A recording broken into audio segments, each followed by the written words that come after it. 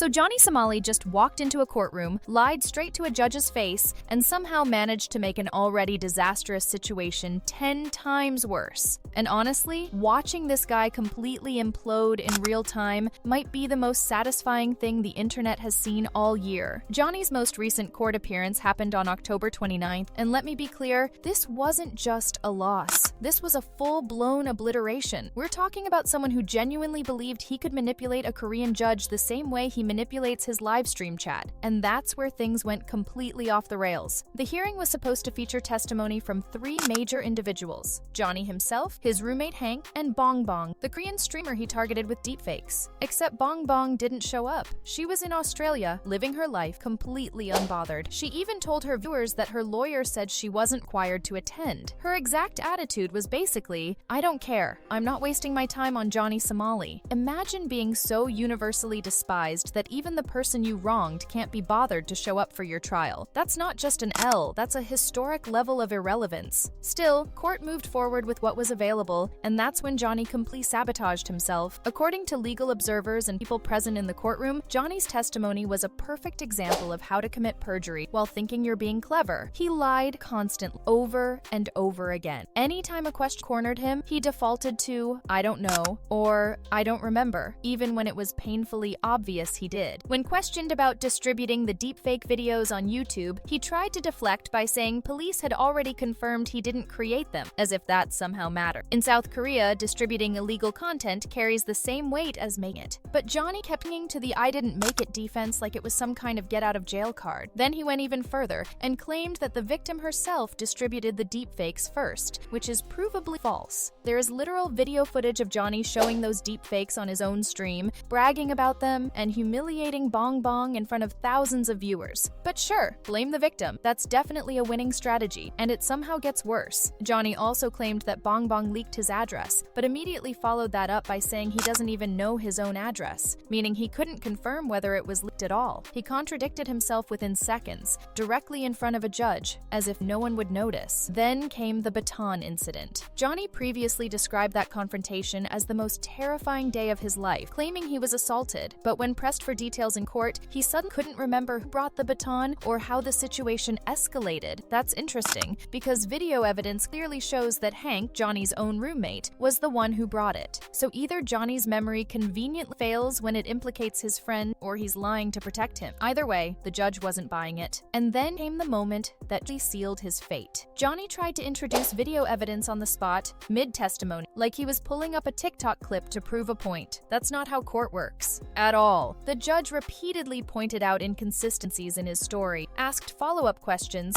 and Johnny visibly struggled to answer. At that point, the hearing basically turned into a judicial roast session, and Johnny was getting dismantled on every angle. But somehow, he wasn't done embarrassing himself. After all the lying, dodging, and incoherent testimony, Johnny stood up and requested an expedited trial. He claimed he needed to return to the United States because of family obligations. Let that sink in. This is the same guy whose parents have publicly disowned him. His own father told him to stop traveling to other countries and harassing people. Johnny himself has admitted on stream that his parents are angrier at him than anyone online. So standing there and pretending he urgently needs to get back to his loving family wasn't just dishonest, it was manipulative, and the judge saw straight through it. She calmly denied his request and delivered a reality check that hit like a truck. She explained that many foreign defendants wait in Korea for years before their cases, and that Johnny isn't special. He'll wait just like everyone else. That moment alone was poetry. The judge essentially said, "Your feelings don't matter. Your excuses don't matter. Your entitlement doesn't matter. You're staying." Now let's talk about Johnny's lawyer, because somehow he managed to be just as ineffective.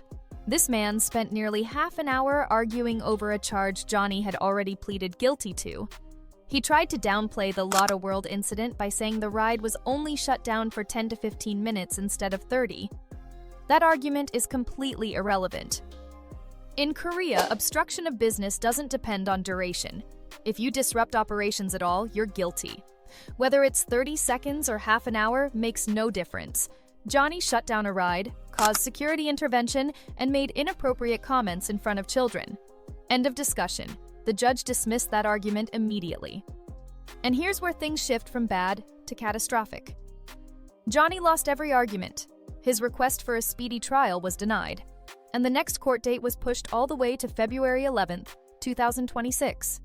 That's more than 3 months away, and that's not even the final hearing. It's just another attempt to get Bong Bong to testify. And if she doesn't show up, it gets delayed again. Because here's the reality. Bong Bong does not care. She already skipped once to travel. This time, it was Australia. Next time, it could be anywhere. Every missed appearance adds months to Johnny's wait. So, let's do the math. Johnny has already been stuck in Korea for over a year.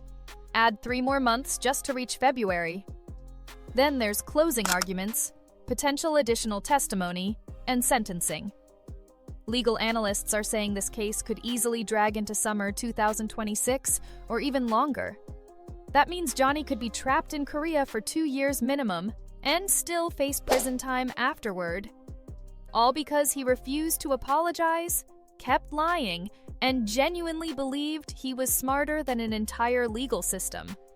Even Hank, the so-called tough guy roommate, is cracking. During the trial, Hank requested to testify in a private room because he was scared of spectators.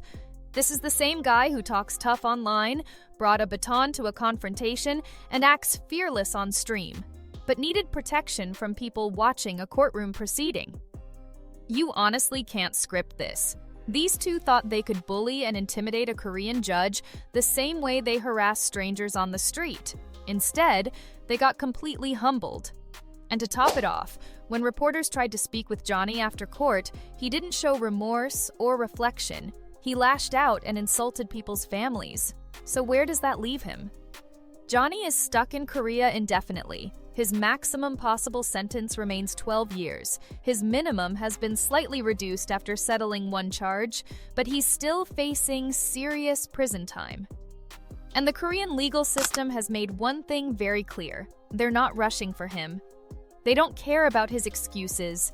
They don't care about his fake obligations, and they absolutely will not let him manipulate his way out of consequences.